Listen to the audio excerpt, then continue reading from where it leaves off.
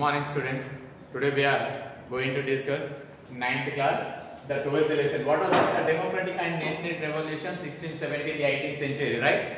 In the first lecture already we discussed what are the revolution. Then what kind of the revolution is? What we discussed now, revolution means the sudden change. What is it? Revolution means the sudden change. See, sudden change occur in the democratic revolution, industrial revolution, agriculture revolution, scientific revolution. All these things kind of the revolution already we discussed in the first session, right? See, this session what we doing? What is the democratic? See, the before the 17th, 16th, 18th century, the most of the world, all over the world, they ruled by the king and queens, right? There is no democracy at all, right?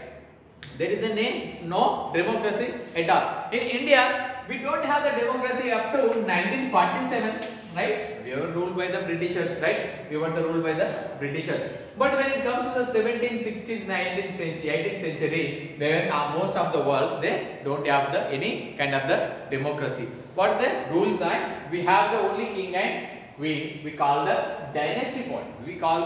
We ruled by the dynasty. Dynasty means the one reigns and another is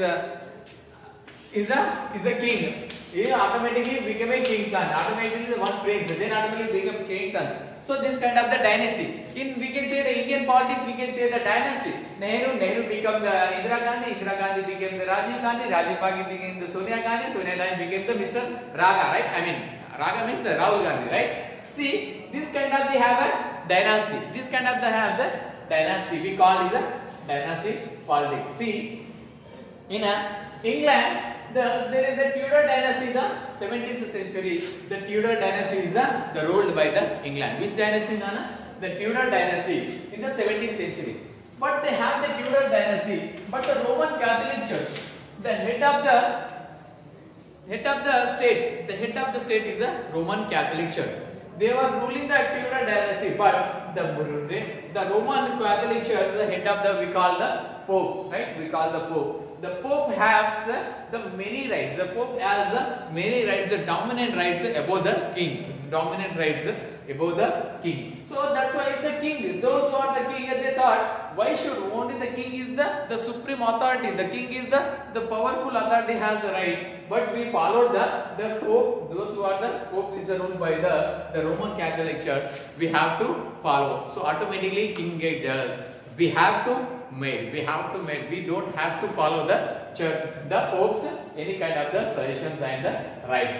See this kind of way. See 1603. The 1603. What is mean by CE? Do you know that the CE, BC and AD, right? CE means common era, BC means before Christ, AD means unknown dominion. AD means unknown dominion, right? See, after the Tudor dynasty became the Stuart dynasty. One queen is there, there's the Queen Elizabeth. The death of the Queen Elizabeth, it started the Stuart dynasty in England. The Stuart dynasty is James I. What was his name, Nana? The king is James I. See, the James I thought, we don't have to follow the Pope decisions and another side, the Parliament decision. See, this way, this fella, the James thought, we doesn't want to follow Pope and Parliament, right? Pope and the Parliament. If you want to take any decision, you have to consult with the Pope and you have to consult with the Parliament. If you let any kind of the tax, we have to take permission of the Parliament. You have to take permission of the Parliament. See why? Because the James thought, which are the right events, which we have the king has the right, that will be given by the God. Then why should we follow? He believes in the divine right theory. What man divine right theory? What does mean by the divine right theory? The divine right theory means those who are the absolute power given by the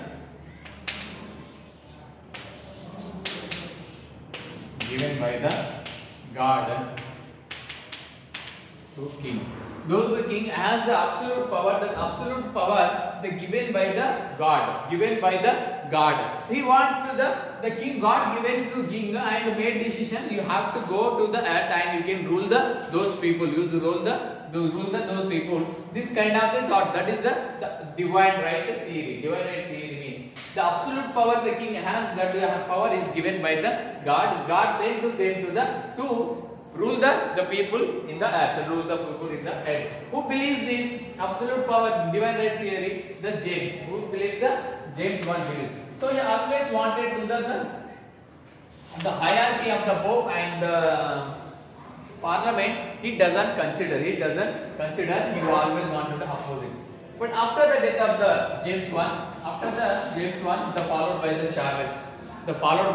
Charles. When the Charles came, immediately he suspend Parliament. Why? Because he need money for the war. So that's why the Parliament doesn't accept that proposal.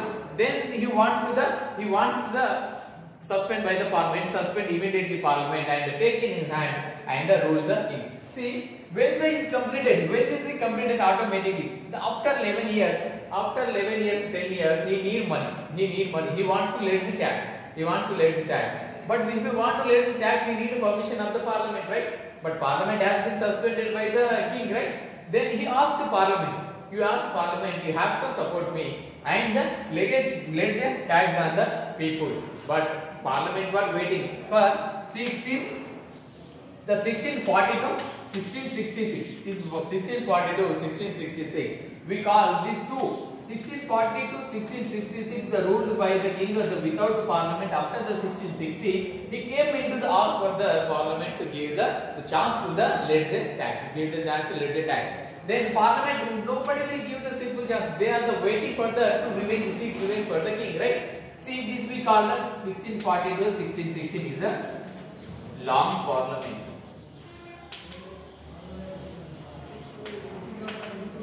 Longer Parliament. What is the 1660 to 1640 to 1660? We call the long Parliament. See, when this long Parliament happened, they want to execute the king, right? They want to guilt to the king. Then automatically, this kind of, when they want to guilt to the king, then automatically the conflict happened between the Parliament. Two parties were divided. One is the King's Party and another one is Parliament Party. Right? King's Party, Parliament Party. See, in each and every, in India and whatever, those is Pakistan own in the cricket match. If Pakistan own the cricket match, everyone oppose we fellas. But some fellas are there, those are the traitors, those who are the anti-nationalists, those kind of people are celebrated. See, the same kind of we have, those the King Party and the Queen's Party. The King Party and the Queen's Party, and the King's Party, those who are in Parliament, they supported to the King, and the Parliament Party opposed to the King, right? So this kind of the conflict happened between the King's and Party and the Parliament Party. This way happened to lead to the civil war. What is mean by civil war? The war happened between two countries. If the conflict is called war. If the war happened within the country, against the government or the government and people, we call the civil war. We can recently days we can easily call Afghanistan civil war. This kind of the war happened in the Afghanistan. We call the Afghanistan civil war. So finally the Parliament Party won. And the killed by the Parliament Party is the Charles I. The Charles I became, and then the England became, here is a monarchy. Then here the England became the constitutional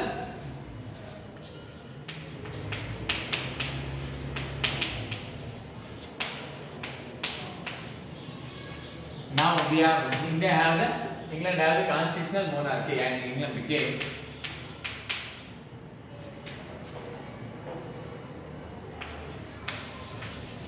what, Nana? It became a republic.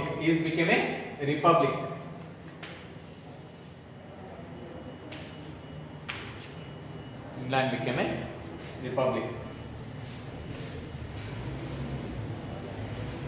after the England became a republic, they doesn't follow all those things. Then again the civil war started. But then England, the parliament, they invite the Mary. Who's the beautiful lady is called name Mary. She is a granddaughter. She is a granddaughter of Charles. She is a granddaughter of Charles. And those who are the England parliament invite them, and let's to the take a throne. And they wanted to take a throne of the country to the Mary, to the countries to the Mary. But this time this power was given. They thought that the Charles James thought the divine right theory as a power, absolute power given by the God.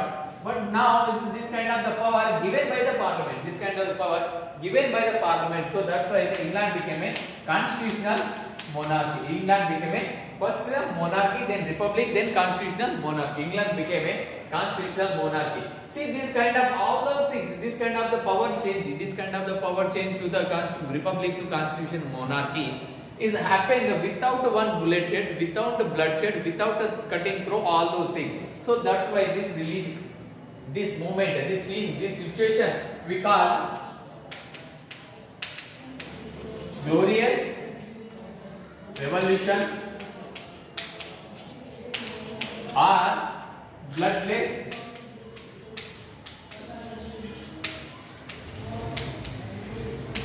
revolution. What we call this kind of the England monarchy to become a republic is the many bloodshed, the power, civil war happened. But the republic to the constitutional monarchy we have happened without any one bullet fight, without any bloodshed. This happened. This power happened to the republic. So that's why we call the glorious revolution and the bloodless revolution. So in next section we will discuss about the American Revolution. I hope you understood. Thank you.